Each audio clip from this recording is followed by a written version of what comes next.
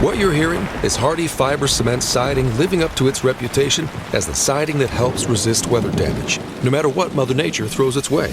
James Hardie knows how important a reputation is, especially when you're a home builder. That's why Hardie products withstand the elements better than wood-based siding, with styles to match their strength. Because when home builders work with us, we deliver our best so they can look their best. Protect your reputation with exterior products by James Hardie.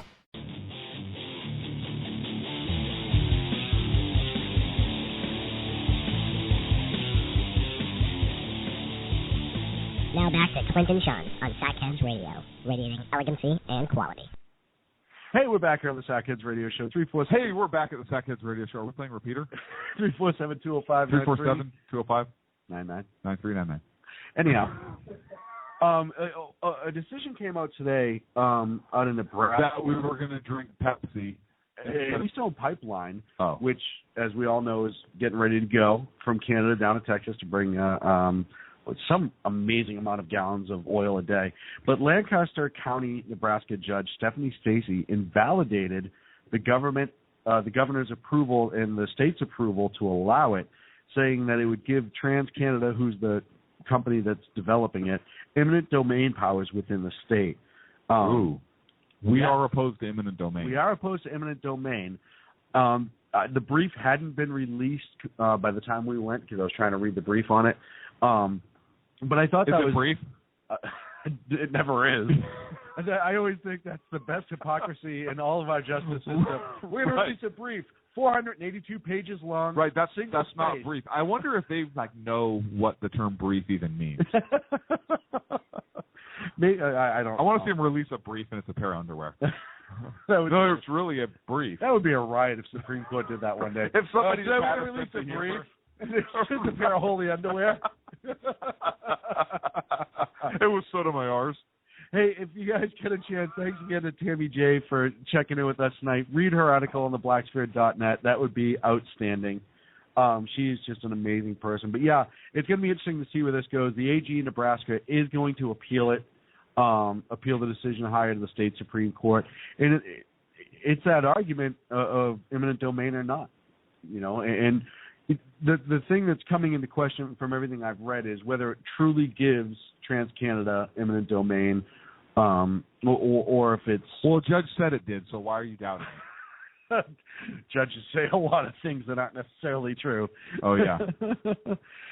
So, story out of the FCC world. Yes, there is.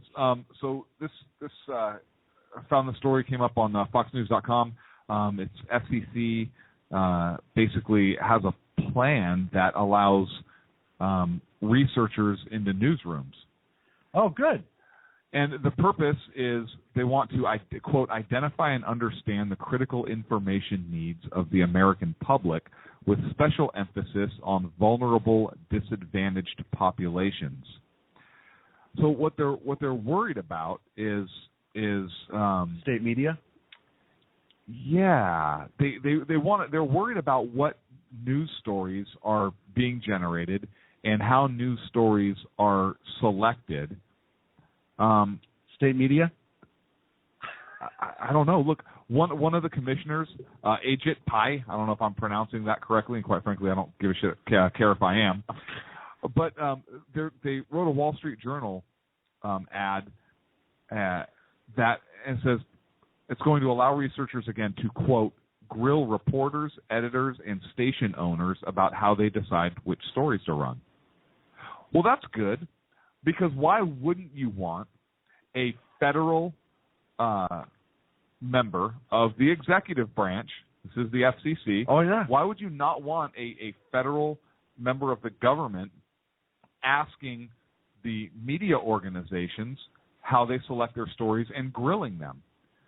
Gosh, if only we had a constitutional amendment that allows the press freedom to run whatever freaking stories they want. That's number one. Without, but I mean, if it were written into the Constitution, like as an amendment. Number one.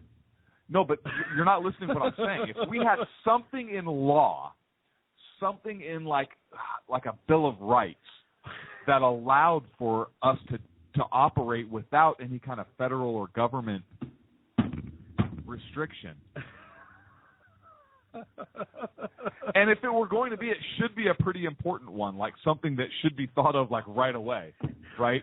Like put it like at the head, right at the top of something called the Bill of Rights. That's what I would do.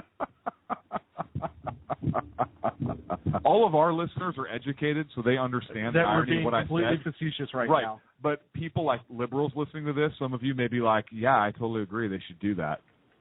Yeah. Or no, because you guys make the Clintons look horrible with your guests. So and I hate to say it, judging from what we've seen on media as of late, or from mainstream media, and how some branches of mainstream media just completely curtail everything to this administration, you know what's going to happen is they're only really going to be heavy into the ones that they disagree with. And it's funny, too. I'd like to see when this is going to be implemented. I'm sure it'll be well before the next set of elections, so some of the information going out about the elections are evenly keeled, quote unquote. Well, let me hear you. According to this Fox News story, here's what Pi, again, I don't know if I'm pronouncing that right, and I don't care. Here's what he says. Pi. He says, again, according to the FoxNews.com article, he says, quote, participation is voluntary. In theory, the FCC's queries may be hard for the broadcasters to ignore. They would be out of business without an FCC license. Well, and this brings you right up to the First Amendment. Should it be required that the FCC gives a permit? Did you see that Twitter name of the person who retweeted us? Which? It's down there. It was Anonymous Pussy. Right there. You see it? I do see that. First of all, that is the best Twitter name ever in the world for so many different reasons. But, I mean, should the FCC even have the right? I mean, should they exist? In my opinion, no. I want to get back to Anonymous Pussy. No, I'm having so many thoughts. So what happens if you're like on a Twitter feed and that pops up on your phone and like a girlfriend, wife, whatever sees that? Are you in trouble? That's just rude to have that as a Twitter name, just so you know. That's like us having a Twitter name, Anonymous Dude You Met at a Bar, and having that pop up while your husband, boyfriend, or whatever is watching Anonymous your phone and your Twitter. Door. Right. I mean, that is just rude. Hey. Okay, I'm sorry. What were you saying? It starts to bring up the question, should the FCC exist? And they should, to monitor names such as that, to keep people from getting in trouble. We are not subject per se to FCC rules. I mean, we're subjected to the NSA, but we're not on our current domain because we're not terrestrial radio. We're not. Right, we're extraterrestrial radio. We're practically aliens. I can understand, but not of the criminal variety. The military controlling certain signal lengths so they can operate within them, because that's all really the FCC was supposed to be for originally. Anyhow, is to make sure that radio stations were operating between this frequency and that frequency, that's their purpose, though, right? Right. But then they got into decency and all that stuff, and now they're going to be deciding what can be said and what not in a newsroom. And it's that growing government. If you look at like everything else in government. You know what's going to happen? This is my prediction. You know what's going to happen? And this is why the FCC wanted control of the Internet. Because you'll have them come off the airwaves, and they'll just go Internet-based. Yeah. We are the wave of the future, ladies and gentlemen. You're listening to it right here. And there's a bunch of, we're tuning our own horn a little bit. But when Fox News is under the umbrella of Sack Heads Radio, just know that you heard it here first. But there's a lot of new media, and this is why new media is starting to become a huge focus for the federal government. You heard Obama throwing slams out there, and mainstream media constantly talks against bloggers, internet podcasters, those independent, if you will, media, those of us like the Exceptional Conservative Show, Outcry Radio, Tammy Jackson, Reactionary Speak, RFP with Kel and Tim. I could keep going on and on and Please on. Don't. But you have some amazing people out there here, Alt Call Radio, Red State Radio, all these different online that really a lot of it's great stuff, and it gets kind of dumped in the headlines because, A, we're a threat to mainstream media and their money is what it comes to, and not just us, but, I mean, new media in general. It's taking their listenerships away, pardon, so it's taking money away from them. So they want to crush us as much as they can. The federal government doesn't like it because we're not over the FCC, and they can't control the Internet, so they can't control what comes out of our mouths and how it comes out of our mouths. You know what? I want to know how the Obama this administration has a multifaceted attack being conducted against the constitutional liberties of the American way of life, of the way we live, right? They have an ongoing attack apparently on the First Amendment, and they've had spats with the media before, right? They have power plays and an attack going on against the Constitution based upon executive overreach and how he's trying to just run through and circumvent Congress because he has his little, his pen in his phone or whatever. You look at his little pen in his little phone. That's such a weak statement. It is. I have a pen and a phone. Yeah, me too, dude. Yeah. You know what? I have two phones. I have a work phone and a home phone. I have a Sharpie. I have a highlighter. A couple pens. I have a number 2 pencil. And a mechanical pencil. I have a 7mm mechanical pencil. Oh, I have a 0.5. Come on. Who says that? I have a pen, and I also have a phone. Well, I have a keyboard and a teletype. I mean, I don't... I have hieroglyphics and a carrier pigeon. What is this, like a one-upmanship? Like... Right. I have a pager and your wallet, Ken says. I was wondering. I told you not to let Ken in here. He took my wallet. And he took my pager. The fact that you still have a pager is boss, by the way. Which is ridiculous. Well, I don't anymore. Ken took it. What's ridiculous is that's what he took. Really, Ken? Of everything you're going to take of mine, it's a pager? He ran out yelling.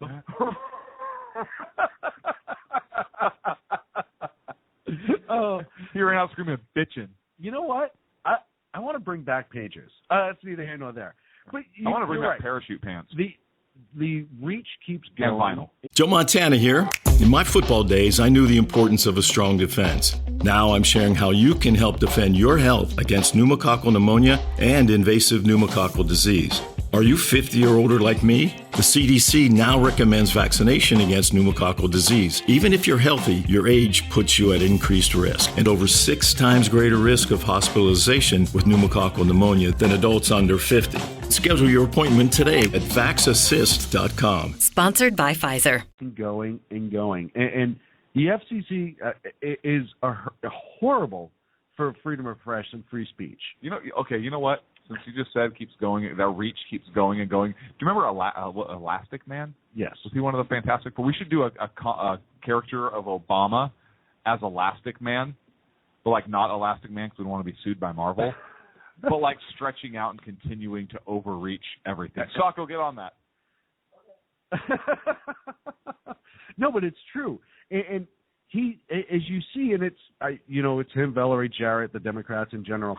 You start looking at what they are extending into with the EPA changing state lines, putting state media monitors, if you will, in newsrooms, executive actions for everything, water tax. This administration is going out of control with this. It's been out of control. But this is almost in your face. Why is that not on the front page of every newspaper? Incrementally, the fact that they've been incrementally encroaching the progressive movement has incrementally encroached for the last 100 plus years. Right. And anybody who wants to study this, study the Woodrow Wilson administration, please. But now you have a specific administration that has encroached and is rapidly accelerating this trend because nobody says anything. And if anybody says anything, they're extremists. They're crazy. It's for public safety. It's for your own good. I hate to say it, but We you know look better. at the last time a maniacal leader that was a control freak ostracized a certain group because he thought that would be the biggest threat to his power. And I forget, I think it happened like 1939 or somewhere in Europe. Somewhere right around there. Somewhere in Europe, right.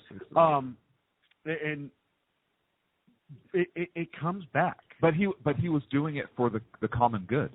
He was doing it for the good of mankind, right? So, look, we already touched on that earlier, but I'm at a loss. Yeah, because nobody has said anything, and this is huge. It's allowed, and again they like to marginalize, right? They're extremists. Look at the Tea Party. Look at what the Tea Party really believes, and you have groups within the Tea Party that don't agree.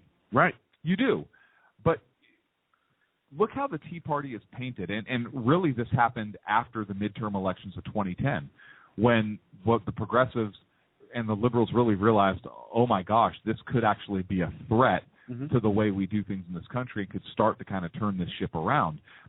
You start seeing them labeled as, from conservatives, they start being labeled as extremists. That's where you get teabaggers. The President of the United States, teabagger, a very offensive term because it references a scrotum being placed on somebody's Roman helmet. Right. Face or mouth or whatever, and I'm not being gross, but that's what it's referencing. So you have the President of the United States saying teabaggers and waving tea bags and this sort of thing, and start any leader of it doesn't right, and start labeling this group as extremists because what was being what did the word extremist mean up to at that terrorism time? After 9/11, Muslim you had extremists meaning terrorists. Yep. So now after the midterm elections of 2010, you have this administration and subsequently the media start labeling the Tea Party groups as extremists.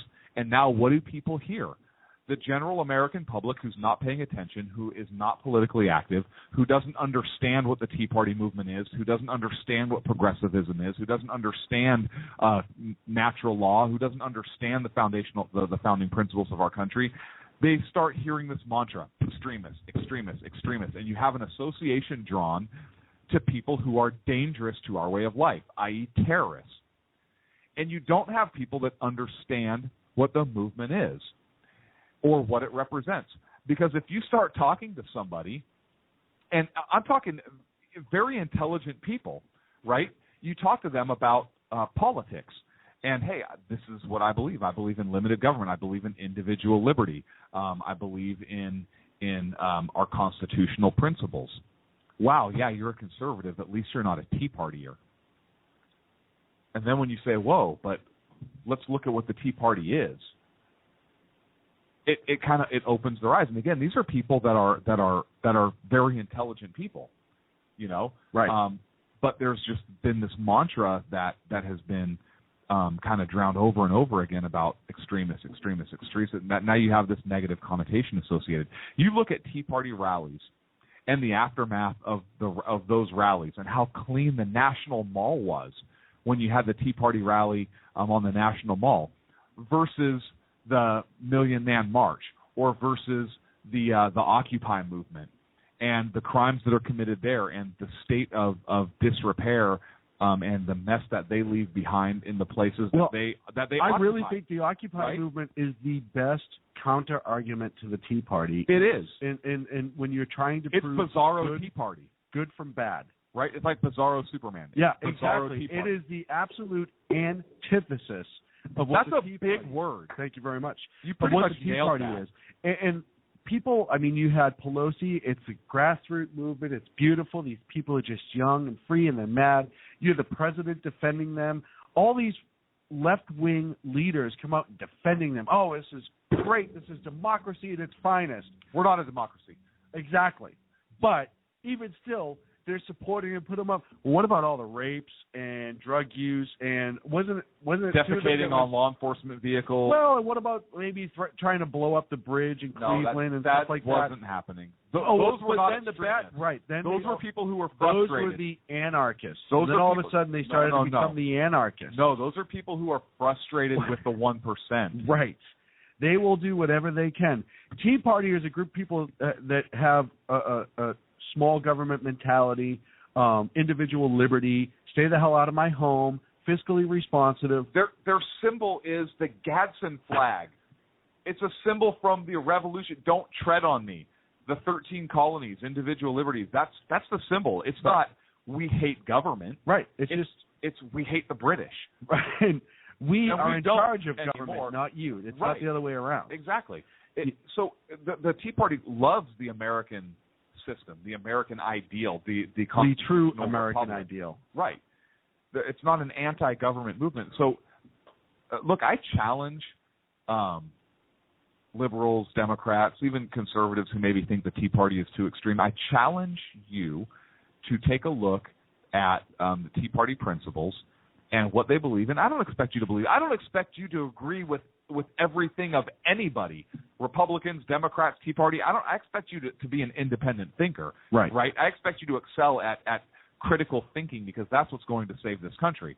But I challenge you to look at what the Tea Party really stands for and stop listening to third-party writings about it. Go to the source, which is something that's kind of been a theme here of ours for the last year and a half or so since we started, and see how much of it you truly agree with and truly disagree with, and then why you either agree or disagree. And I bet you would be surprised at how much you actually agree with. Well, and like you said, you had a friend that you had this conversation with not too long ago. Right. And as it turned out, they were more aligned with conservatives. Yeah. Well, yeah. They're a Tea Party member. They just don't know it, and it's going to be known to them very quickly. No, but you know, we meet people and we have they're intelligent people. We have intelligent conversations, and yeah, you're right. There's a friend of mine that I've had this conversation with, and it's again very very educated, a very smart person, and we have good conversations. But it's something that has been in my mind lately, and you and I have talked about this before also. Yeah. You're typing me a note right now. Isn't that amazing? And it looks like a Post-it note, but it's on a computer screen, and you're giving me a high sign. And let's just do hand signals. Tell me to steal third. Steal third, my friend. Okay, you nailed it. So why don't we do this? You think we could squeeze an extra 10 after? We'll play our take a break. Let's go through. You want to just go straight through? Yeah. All right, because we have two. People love us. We have two friends of ours that we haven't talked to in a really long time, and I want to talk to them real quick. Okay. And you know what? We're going to say, for the folks listening, if you're listening online and the show's going to end, we're going to do OT, so you can jump on 347-205-9399 and keep listening. We're not going to be too much longer, but we have two good friends that we want to say hi to that we haven't had a chance to for a while. So, coming up first, without further ado, and I know I'm going to get crap for this as soon as Ken gets on the air, but red, white, and blue, that's a joke, son. A flag waver. and the reason I took Rooster first is because Ken's black. No, I knew it was coming. I knew Rooster was on hold That's first. what you just told me. You wrote it down on the Post-it note I just talked about. I'm screenshotting and tweeting that as we speak. Go for it, because real good. You typed a new one. Hey, Rooster, how are you, buddy? My handler says that I'm only allowed to exchange pleasantries with you. Good evening, Rooster. But Rooster, then what do he you met think of that Maggie U.S. Dog. Russia Maggie hockey Dog match? doesn't like the FCC. Why? So I sent him back. Although I do have his communication device, and he's no longer wearing pants, and his Glock has been unloaded. What? Did you say Glock, G-L? Or was yes. that a C did that start with? Okay, I didn't know because it's Rooster. I had to ask. He's not wearing pants and his Glock is unloaded. And what would you he's think been branded. He's been branded. Hey, Rooster, I didn't want to go tonight without being able to at least just pop in and say hi with you and check you out and see how you're doing, my friend, because we haven't talked. I know the boy had a great hockey game last week, and you were proud dad on Twitter. I sent you a picture on Twitter. Did you get it? I haven't opened it up yet. I saw it. I just haven't opened it. It's a beautiful pic. It is. You must be great. They're going to the state semifinals. I don't know if I told you that or not. Wow. And You did? It's been 15 years for this high school, and it happens when the two freshmen come on board. So I'm not saying anything, but you're not saying it is him, but you're certainly not saying it's not. Right. Exactly. What do you got coming up Saturday night? I don't know yet. It just I comes love to that me. about you. Actually, every week we've been talking about conservative messaging and the problems that I have with not necessarily the message, but how they present it to the people. Mm-hmm. So I think we're going to carry on with that. I don't know if you caught the last show or not, but I did. I think that's a great topic, and you actually did a great job last show. I think, and we talked about it a little bit tonight, actually, just a few minutes ago, about getting the Tea Party message out. And when people actually hear the true message, they kind of relate closer to it. Where they're like, oh no, you know what? That is what I believe in. But what about all this crap that the mainstream media is throwing at us? Well, that's BS. But I agree that the conservatives as a whole do a horrible job of PR and getting their true message out, and they end up getting caught up in the quagmire of social issues and that one wrong statement that they try to walk back a million times and look stupid, instead of sticking with where their power is and sticking with the honesty. And you know what? When you make a mistake, you own it. It's not a big deal. But they make it a big deal. And that's their biggest fault, I think, is their PR. You just did my whole show in 2 minutes. But actually, I opened the show, and I'll say this to Clint, and then you guys can go on to Ken. I opened the show with a statement to Tea Party members.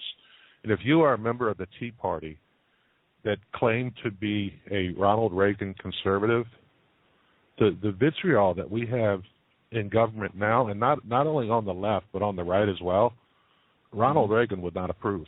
Oh no, not at all. Not at all. Ronald Reagan never did any of the things that you hear today, and it's worse today than it's ever been. Hell, he had he was good friends with Tip O'Neill. Mm-hmm. You don't have that anymore. Well, and one of the I think one of that's a great point, because one of the beautiful things about that is, they had the ability to disagree politically and respect each other as men. And that's an excellent way to put it. Yeah. And it still really say, you know what, this doesn't make him a bad person per se. You know what, there's a mutual respect. Our goal is still to make the country better one way or the other. And we're doing it from different sides of the field, but that doesn't mean that it's bad. And the reason you said field is because it was so long ago there were no aisles. Everything was debated in an amphitheater. So it was literally from different sides of the field, for those of you that don't know history. But that message that has to get out, it has to get out to the I call them the misinformed or the uninformed. It's the people that see someone like when John Boehner came out last week and said, we're not going to discuss immigration at all because we can't trust the president. If I'm one of the misinformed, all I hear is we're not going to do our job. Yes, I agree with what you said. I don't agree with what Boehner said. I agree with Boehner's message in the sense of when I believe that the middle of it, or the main part of it, was essentially he hasn't shown us any reason that he's willing to negotiate. Why should we even get into this argument? What I want to know is why we're violating sackhead policy and law and calling him Boehner instead of Boner. My fault. I will be lashed for that. Okay, good. Well, so, what I want to know is why he doesn't even vote, and then has the gall to stand up and talk about the president who votes president. I couldn't agree with you more about that. I think Boner is just that, a boner. And he's horrible, and he shouldn't be there. But as his speech went last week, as the speaker, I felt that if you were an informed voter, if you paid attention, if you were up and knew what was going on, you would understand what the actual message was there. However, like you said, in the world of sound bites and quick thinking, or drive-by media, whatever you want to call it. It's a horrible Crap. message. Hey, Rooster, real quick, because I know we got to get going to Ken, but what did you happen to catch the U.S. Russia hockey match? It was outstanding. Wasn't and it? How awesome is it? How awesome is it that the head coach for Russia was a member of the 1980 Russia team? It was icing on the cake. Yeah. What I really would have wanted. That's a hockey thing. What I really wanted to see. I wanted to see a picture of Putin at the end of that game, but they didn't do it. Well, because NBC loves them. That's why. Yeah, he was in attendance. Well, and it's funny because there are a lot of people in Russia, a lot of Russian media saying that NBC paid off the refs so they got higher ratings, which I think is a riot. But Putin actually released it. Yeah, I know. It makes no sense at all. And the refs were technically correct because a goal does not count in international play if the net has been moved at all. It's correct? Dislodged. Yeah. And the net did dislodge. So it was technically the correct call. I'm not a big hockey guy, but am I right with that, Rooster? You are right with that, but what you need to see is who dislodged the net. The goalie did. So the goalie dislodges the net. Well, if the goalie dislodges the net, then it should have counted. If it was intentional, and now it becomes an opinion. If it's intentional, then it's a stopping and play. I mean, and he could. I think he can get a penalty in international, right? Yeah, it's a 2-minute penalty. Yeah, it's a 2-minute. Yeah, delay a game. And I think that would have given them an extra shoot, or they would have skipped. I forget how it's done in international.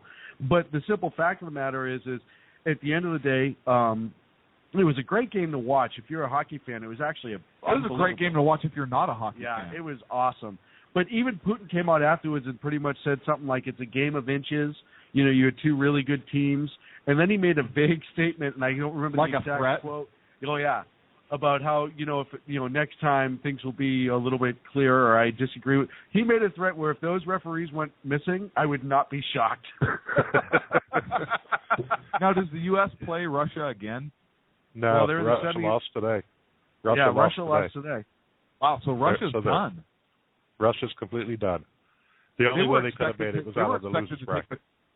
They were expected to get gold, if I'm correct. Yeah, and right now, they were one of the favorites. You got Sweden, you got Russia, you got Canada, you got the United States. They were expected to medal, though, were they not? Yeah, they were expected to medal. But all of those teams have a legitimate expectation to medal. They're all filled with NHL players. Well, and the thing that's different now from the 80s, when it was the USSR, they had all those small countries that were part of that they could pull their players from, whereas now they have a smaller branch. And then, like if it was the USSR right now, they'd have Zdeno Chara playing for them. They'd have a lot of other guys who went to their home countries to play and represent. And that's a big difference. Is their pool is a lot smaller. I think the biggest difference between now and the 80s is in the 80s we didn't allow NHL players on our team. They were all college players. Right. Playing against pros. Yeah, no, absolutely. It was totally different. But it was great. I can't wait to see what happens. It's going to be interesting to see who's going to win. You almost said Hooten. Hooten would have been great. Hooten's going to win. So with hey, Russia Rooster, out, I think the United States will medal. I think they will. I don't know where. I fear Canada. As an American hockey team fan, I fear Canada. I fear Canada militarily, but that's a different story. And Sweden, I'll tell you, Sweden's played like I've never seen Sweden play. They're so much more physical.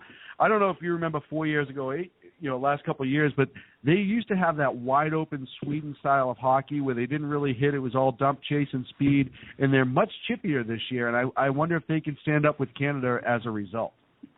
Well, they've got Lundqvist in net. Anybody can stand up with him in net. So, yeah, they're anchored really well. Hey, Rooster from Outcry Radio, 11 o'clock on Saturday nights here on Blog Talk Radio, and check his blog out, conservativeoutcry.net. Rooster, thank you so much, sir.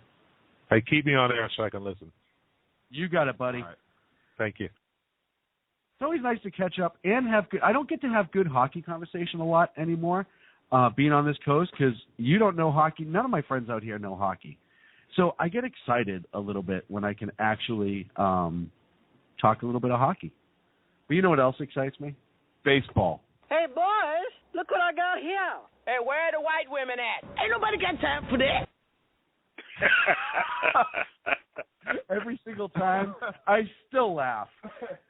My good friend Ken from the Exceptional Conservative Show. Sir, how are you? Well, I'm doing very well on the back of this bus. I'm enjoying myself. No need to put the windows down. The heat's just fine here in Atlanta. Hey, Ken, I apologize, and just so you know, I asked Sean to get you in first because we believe in affirmative action here.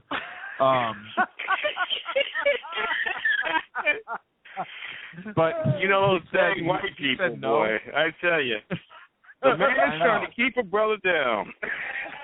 Yeah, and that's pretty much what he said.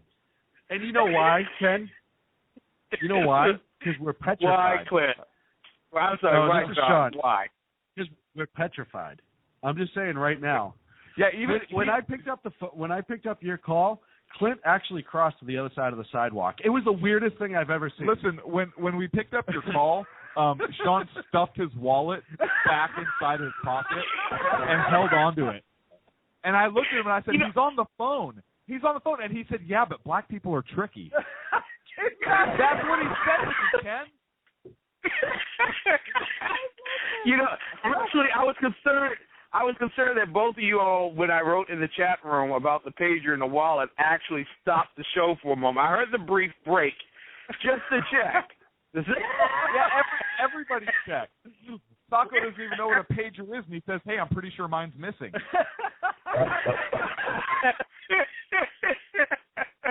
Oh, my Lord. Where is that? Oh, so, hey, Ken, what do you think so far, 2014 so far, politics, strictly politics? Whoa, Sean, whoa. Hockey question for Rooster, no hockey question for me. I was going to get to figure skating Clint, with you. Was that racially planned? Okay? Of course it was racially planned. Wait. Hey, hold on. Stop for a second. No. You said I'm not going to talk hockey with Ken because black people don't know hockey. That's what you said at the break. Ken, I have it right here in my notes. I have Lolo Jones, bobsled Ken.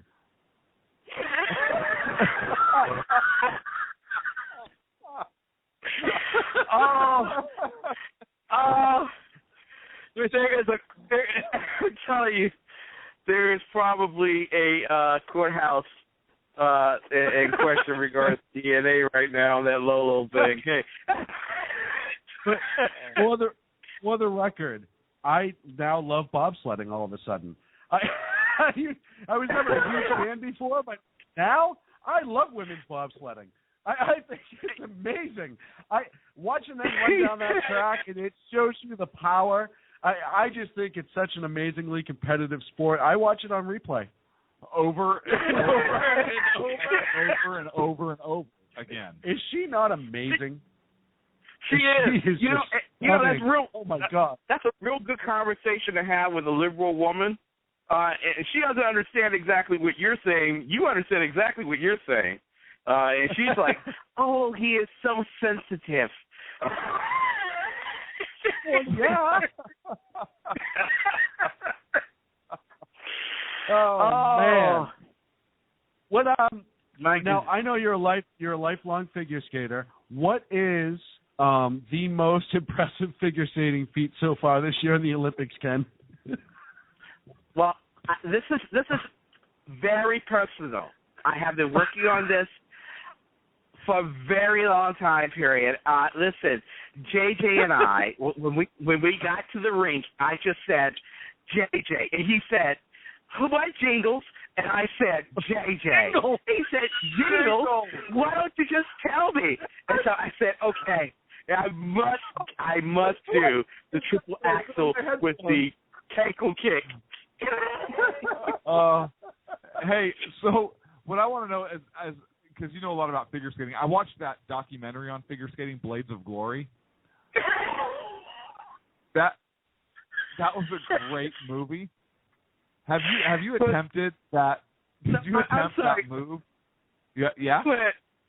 Clint, when you said, all I could think about is the Pee Wee Herman and the little theater. I'm sorry. I apologize.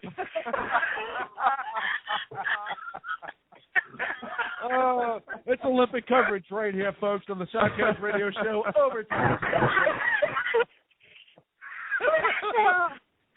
we were like, you know what? I just figured it out, Ken. I think you and Clint need to do a bobsled like Al and Matt did on NBC, that 2-man luge thing. Right. I think you two would be perfect for that. We have to do 3 men. We have to do 3 men, and Bob Costas is the lead. Hey. However men you decide to do is up to you, and that's a completely different story. But I think Ken, you and I could do a duo's skate, much like Will Ferrell did in Bill Hedda. Glory. That would be outstanding. Yeah. I'd be so proud of you guys. We could totally do that. Hey, we should practice in the summer. It's really rough going down the slide.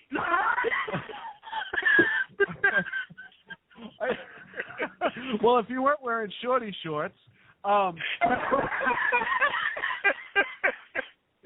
have slipped before. Those are not the best. Hey, I can't even get close to a serious topic anymore. Are we going to do that Panchenko twist? Yeah, the Panchenko twist. Yeah. Oh, man. I love the fact that we're amusing us and annoying everybody else who's listening right now.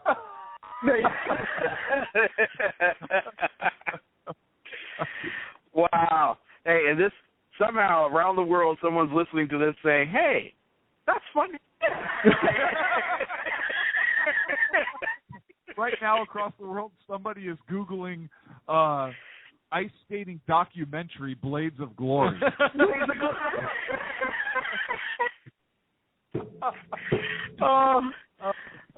Be careful about the one who's Googling Pee Wee Herman. Hey. Put the popcorn down, guy. Yeah, search on. Popcorn down.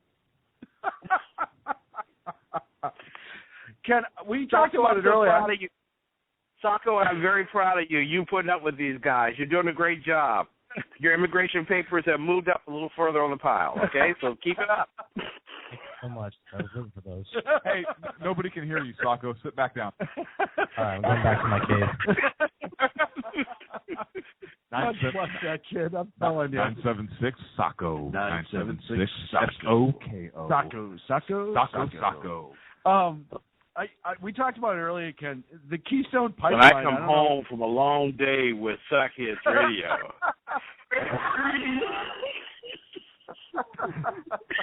I like to dial me up some 976 Soko. Who wants some Soko taco? You want some Soko taco? I try to call when Blades of Glory is on. Who wants a body massage? Soko. Massage your button. This is Sack Heads Radio. Shaft calling. It's Ken. He's been on for like 10 minutes. Oh my gosh. Is it Ken? You know, actually, this would be a great fundraiser for Hillary if it was a cankle massage. We could really raise money. Anyone can massage her. That'd be perfect. Rub them cankles, Bill. Make her move. If you make Hillary move by massaging the cankles, you win $500. Are there any takers? I wouldn't do that myself. No takers? Okay, no takers. Well, Soko's saying something. You just can't hear because his voice is gone. Soko's on it. I hate to say it, but what we make Soko do, that would not be shocking to me if that was a real thing, if we wouldn't pool together the money just to go send Soko to do it and take pictures. I dare Joe Biden. How much, Soko? How much? I hear she's a cougar. Hey, you have to massage. You have to massage the cankles and suck the corn on her toes until gravy. I'm just throwing it out. Done. just putting a picture of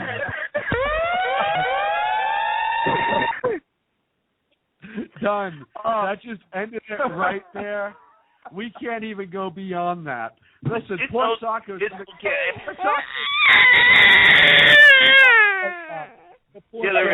I swear, I wasn't even thinking about Sarah. You look just like her. Ken, I honestly wanted to get your reaction to the Keystone Pipeline ruling. Well, what I find amazing is that this administration would send its Secretary of State out to speak on the most valuable moment or concern for the nation, and that it's global warming. With that said, California is droughted and dry, and most of America is under 2 feet of snow. So apparently, global warming is a major concern for Americans.